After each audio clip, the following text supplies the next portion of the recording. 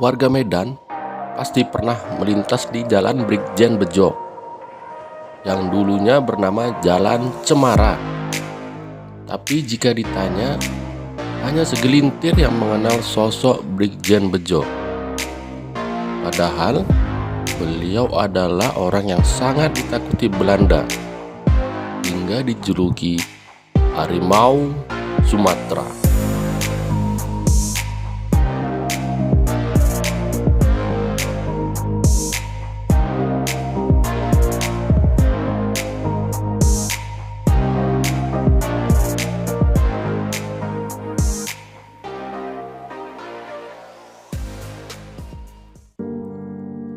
Bejo lahir pada 10 Desember 1919 di Tanjung Mulia, sekitar 7 km arah utara Medan Belawan. Kini masuk ke dalam kecamatan Medan Deli. Ayahnya bernama Satar dan ibunya bernama Tugina, berasal dari daerah Gunung Jeruk, Kabupaten Purworejo, Jawa Tengah. Bejo memiliki 5 saudara. Kakaknya bernama Tuminem dan abangnya yang bernama Bendu juga aktif berjuang mempertahankan kemerdekaan Indonesia. Setelah tamat dari melanjutkan sekolah desa, Bejo yang bercita-cita ingin menjadi ahli teknik melanjutkan ke sekolah Ambah School di Medan. Lalu sore harinya belajar di perguruan agama Islam Al-Jamiatul Wasliyah di Pulau Brayan. Setelah menamatkan sekolahnya, ia pun bekerja pada perusahaan bengkel milik Belanda sebagai tenaga montir. Begitu Belanda berhasil diusir oleh Jepang, Bejo bekerja jadi montir di bengkel Jepang. Bejo juga membuka bengkel kecil di rumah ibunya di Jalan Amplas, Medan. Khususnya membuat cangkul, rantang, dan sekrup-sekrup. Tapi belakangan, bengkel itu pun kemudian berfungsi ganda, yaitu menjadi markas gerakan anti-fasis yang disebar lewat ceramah dan diskusi dengan sejumlah tokoh pemuda seperti Slamet Ginting dan Liberty Malau, yang juga merupakan bagian dari pasukan bersenjata di Sumut. Saat itu, Bejo belum masuk dunia militer. Bejo tak sengaja masuk militer, yaitu saat Bejo direkrut paksa dan dilatih oleh Belanda yang terdesak oleh kedatangan pasukan Jepang. Namun, keahlian militer yang dipelajarinya kemudian malah ia pakai untuk menghabisi Belanda. Pertama sekali Bejo merintis rasa nasionalisme dalam dunia keprajuritan adalah ketika Barisan Pemuda Indonesia bentukan tokoh pemuda Medan, Sugondo, membuat panitia besar rapat umum kemerdekaan RI di Medan, yakni pembacaan teks proklamasi Indonesia 17 Agustus 1945 yang baru diketahui warga Sumut sebulan kemudian. Pada 1 Oktober 1945 di lapangan Merdeka Medan, ribuan warga Sumut berkumpul untuk memekikkan kemerdekaannya.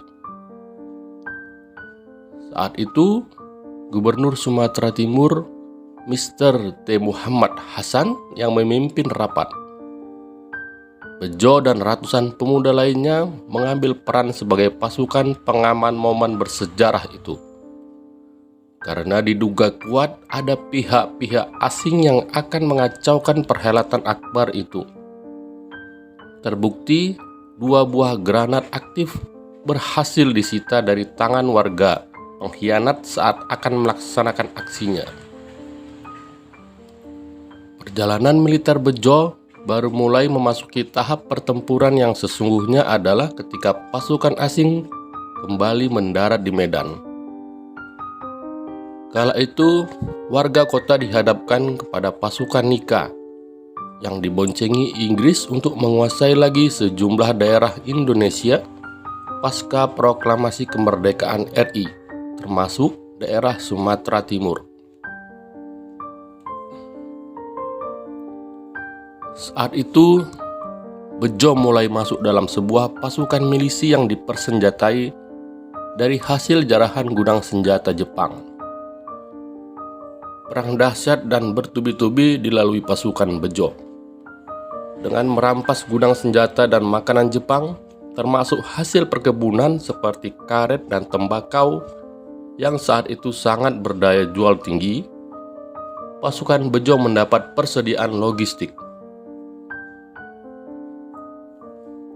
Meskipun demikian, tentu saja perbandingan persenjataan dan daya tahan antara pasukan Belanda dan Indonesia sangat jauh. Namun tekad sekali merdeka tetap merdeka menjadi pekik dan motivasi untuk terus melawan dari penjajahan. Bejo dan sejumlah pasukan yang terbentuk di bagian-bagian wilayah terus melakukan adu senjata dengan pasukan musuh. Namun yang paling terkenal karena akhirnya mampu memukul mundur pasukan Nika yang datang dari Pelabuhan Belawan adalah upaya pasukan Laskar Rakyat Medan Area. Perang Medan Area merupakan salah satu mata rantai peristiwa perjuangan merebut dan mempertahankan kemerdekaan berdasarkan Proklamasi 17 Agustus 1945 yang telah terjadi di beberapa tempat dan lingkungan wilayah Indonesia. Antara lain peristiwa 10 November 1945 di Surabaya, Palagan Ambarawa di Jawa Tengah Desember 1945, Bandung Lautan Api di Jawa Barat Maret 1946, peristiwa Merah Putih di Manado 14 Februari 1946. Nah, dalam perang ini, Bejo yang sudah berpangkat mayor adalah salah satu pemimpin pasukan pada Perang Medan Area. Serangan umum Laskar Rakyat Medan Area yang terjadi pada 27 Oktober hingga 3 November 1946 berhasil menguasai setengah lebih wilayah kota Medan dari pendudukan sekutu yang baru menang Perang Dunia Kedua. Mereka merapat melalui Pelabuhan Belawan sejak tanggal 4 Oktober 1945. Kala itu pasukan Nika dipimpin Brigadir Jenderal Ted Kelly. Karena kegigihan dan kenekatannya dalam memerangi Belanda, Bejo dijuluki Harimau Sumatera. Bahkan warga Tapanuli menyebutnya si tangan besi. Betapa tidak, Bejo mengalami pertempuran bersama pasukannya dari kawasan timur hingga barat Sumatera Utara.